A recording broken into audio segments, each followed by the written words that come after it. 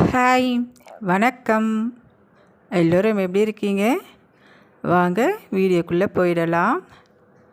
Happy Sunday. இன்றைக்கி Sunday என்ன special செய்ய போகிறோன்றதை தான் இந்த வீடியோவில் போட போகிறோம். ஏன்னா இந்த மாதிரி நான்வெஜ் வீடியோ போட்டு ரொம்ப நாள் ஆகுது.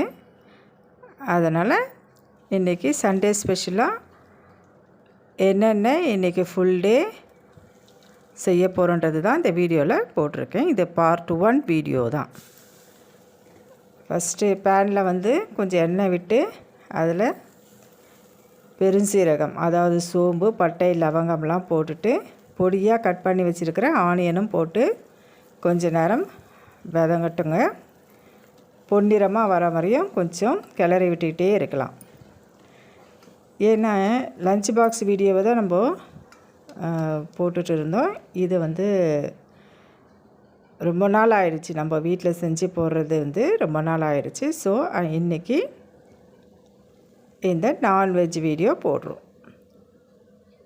இன்றைக்கி சண்டே ஸ்பெஷல் உங்கள் வீட்டிலலாம் என்னன்றது எனக்கு கமெண்ட்டில் சொல்லுங்கள். வெங்காயம் பொன்னிறமாக ஆயிடுச்சு. கொஞ்சம் கருவேப்பிலை சேர்த்தாச்சு. தக்காளியும் பொடியாக கட் பண்ணி வச்சுருக்கோங்க. இங்கே பாருங்கள், நாங்கள் என்ன வாங்கிட்டு வந்திருக்கோன்னா சிக்கன் தாங்க வாங்கிட்டு வந்திருக்கோம்.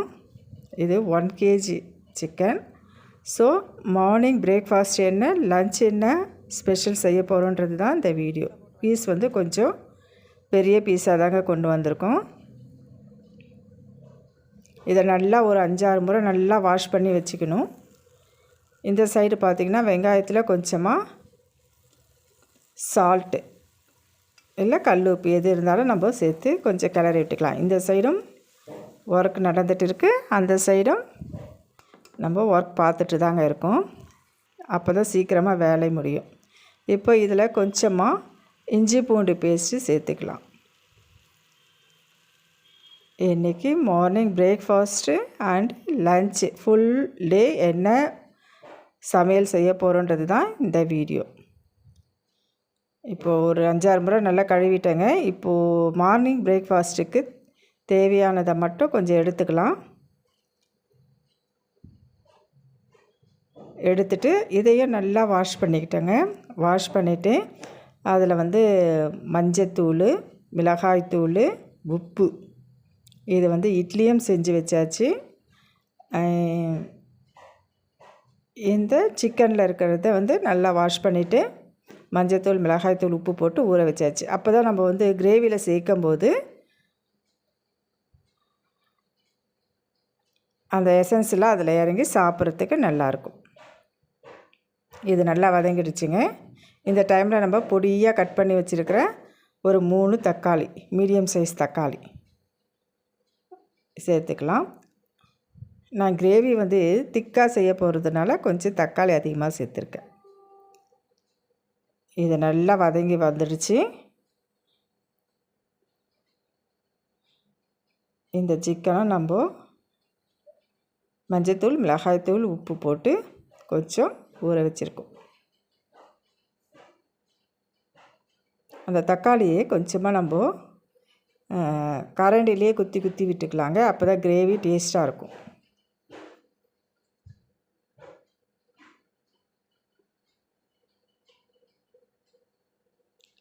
பார்ட் 1 வீடியோ, ஏன்னா இது லாங்காக போகிறதுனால அப்லோட் ஆக மாட்டேங்குது. ஸோ உங்களுக்கு பார்ட் 1, பார்ட் 2, பார்ட் 3 3 வீடியோவாக நான் போடுறேன் பாருங்கள். இப்போ இதில் கொஞ்சமாக மிளகாய்த்தூள், ஏன்னா ஏற்கனவே நம்ம பச்சை மிளகாய் சேர்த்துருக்கோம்.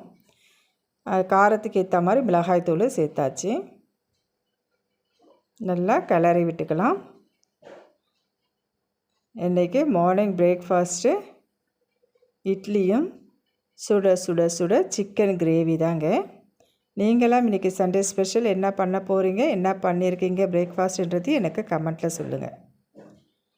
நல்லா வதங்கி வந்துடுச்சு. இந்த டைமில் நம்ம என்ன பண்ணணும், க்ளீன் பண்ணி வச்சுருக்கிற அந்த சிக்கனை சேர்த்து கிளறி விட்டுக்கலாங்க.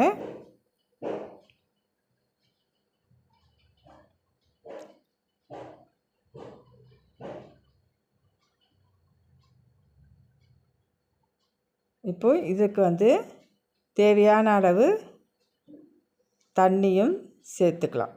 வேறு அந்த எண்ணெயெல்லாம் மேலே வருது இல்லைங்களா, அப்போது தேவையான அளவு நான் கொஞ்சமாக தாங்க தண்ணி சேர்க்குறேன். ஏன்னா ஆஃப்டர்நூனும் நான்வெஜ்ஜு செய்ய போகிறதுனால கொஞ்சமாக செஞ்சால் போதும்னுட்டு.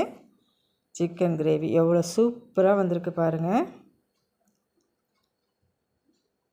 இது கொஞ்ச நேரம் கொதித்து வரட்டும். அதுக்குள்ளே நம்ம இட்லியெல்லாம் எடுத்து வேறு பாத்திரத்தில் மாற்றி வச்சாச்சு. இந்த வீடியோ எல்லாருக்குமே பிடிச்சிருக்கும்னு நினைக்கிறேங்க. இது பார்ட் 1 வீடியோ தான். நெக்ஸ்ட்டு பார்ட் 2 பார்ட் 3 வீடியோவும் போடுறோம் பாருங்கள். இட்லி எவ்வளோ சாஃப்டாக வந்திருக்கு பாருங்கள். இது ரேஷன் பச்சரிசி புழுங்கல் அரிசியில் செஞ்ச இட்லி தாங்க. தொடர்ந்து எங்கள் வீடியோவை பாருங்கள். இதை திங்ஸ் எல்லாம் வாங்கின்னு வந்தாச்சு. பாய்.